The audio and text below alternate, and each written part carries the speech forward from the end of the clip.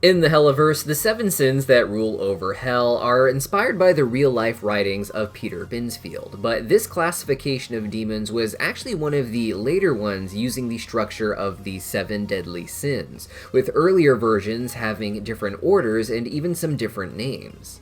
As of now, we don't have any reason to believe that the rulers of the rings in the show are any different from when Hell was first founded, but with there being other demonologies with similar structures but different names and orders of demons, it leaves open the possibility that in Hell's past, the rulers may have been aligned a little bit differently. So today, let's discuss that possibility, but keeping in mind that this is more for fun research purposes than an actual theory. The seven deadly sins in the show, when not going by their actual name, tend to go by the actual name of their sin, with Asmodeus being called the sin of lust, for example, with Fizz even singing that he is the embodiment of lust, indicating that these demons are tied to the sin and not the territory that they happen to reside in. Somewhere in Hell's past, and even possibly in its present, it has been strongly indicated that Hell itself has been at war. While there's some references to there being potential war missions on Earth for demons like imps, Moxie interestingly noted in episode 5 of season 1 that angelic weapons were responsible for changing the way war was being waged in Hell. This could be largely with sinner populations, which may have taken a lot longer to come under the rule of authority in Hell, since they were immortal and came with more varied powers than the native species of Hell.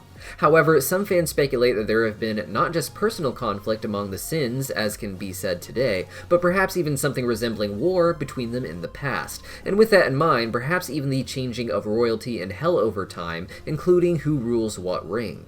Now, as we said, the current model of the seven princes was inspired by the Peter Binsfield classification of demons. Peter Binsfield was a theologian from the 1400s who actually tortured men, women, and children, believing them to be witches. From torturing these supposed witches, he claims to have received a list of the demon princes who ruled Hell that these witches supposedly worshipped. However, it matches pretty closely an existing hierarchy of demons found before it called the Lantern of Light. Now, at first glance, these lists are very similar, 7 sins, and 6 of the names are the same, though some of them are in different orders. If these were used for the basis of some sort of prehistory of Hell before its modernization, it would make sense that Lucifer is still in his position as the ruler of all of Hell, in pride. Satan would be in wrath, which makes sense as well. Mammon and greed makes sense most of all, because it seems to be a toxic sort of prison ring to keep him away from the other princes. And Asmodeus makes even more sense, still being the king of lust, because of how clear his influence is on the succubus there. The changes are, of course, that Leviathan is missing from this list entirely, with Belphegor, previously the ruler of the Sloth Ring, being the ruler of gluttony, which we know to be ruled by Beelzebub in the show. Beelzebub is instead ruling the Ring of Envy, which we know to be ruled by Leviathan. Leviathan is entirely missing, as I said, and the Sloth Ring, we instead have a demon named Abaddon. The earliest mentions of Abaddon in the Bible are as another otherworldly place akin to Sheol, or what we think of today as Hell. Abaddon means doom, and it became syncretized with the Greek word Apollyon, meaning destroyer. In Judaism, Abaddon was an angel who ruled over this underworld, essentially making him the king of Hell in their tradition. Abaddon was syncretized with the Greek Apollyon, meaning destruction, and as such, Abaddon would appear in Revelations as the angel ruling over the great abyss that Satan and his angels had fallen into. Abaddon in the Helluverse, then, could potentially be an angel who came to Hell before Lucifer and the others, perhaps as the original person not ruling over it, but simply watching over it. Over time, Abaddon would become the ruler of the Sloth Ring in particular, which we know to be the lowest ring in Helluva Boss. Perhaps as the original watcher over Hell, he was pushed out of every space by the forces that fell after him, who would have actual intentions to rule over Hell instead of simply watching over it. Leviathan is a prince we haven't seen yet, so it's hard to say exactly what they will be like, but Leviathan is famously known as the biblical sea monster that God had to kill in order for humanity to safely exist.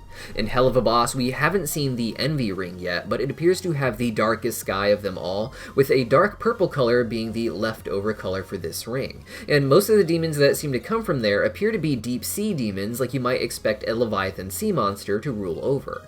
Leviathan often comes with more Lovecraftian vibes in the pop culture, and Visipop has talked about that in some of her early live streams. Hell is meant to be a place that references all religions and mythologies of the world, creating a sort of unified mythology that all the other cultures were just getting little pieces of in their stories, with the same demons going by different names to different peoples. With that in mind, most mythologies are easily tied together in the Helliverse the way they are in real life with comparative mythology, but Lovecraft's work, being much more recent, adds an extra layer to the mythos.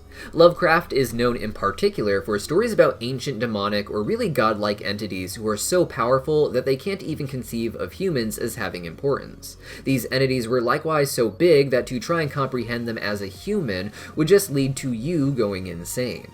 These were often represented by demonic depictions of endless tentacles and horrifying primordial-looking monsters, the sight of which would drive us mad. In Hazbin Hotel, the Von Eldridge family is said to have Lovecraftian origins, with one of their children being named Sephiathan. This is before Leviathan was seemingly developed as a character for Helluva boss, let alone the 7 Rings of Hell as a concept, but I have to imagine Leviathan would have had some Lovecraftian connection with the Von Eldridge son being named after him to some degree, and that this would have been expanded upon in the actual show. Visipop said the Von Eldridge family were kind of new money, to use a human term. The families that founded big businesses who inevitably develop business and then personal relationships with wealthy elites such as royals like Lucifer and Lilith, who are already running the society. This led to Charlie dating their son Sephiathan, and there being photos of the families together all around the Happy Hotel. For the sake of this theory, the important thing to know is that while they are new money, being Lovecraftian would hint at them having much more ancient origins than the royals who are around today. And though they may not overpower those royals, they can outlast them perhaps, being representations of the chaos that existed long before the nothingness and will exist long after.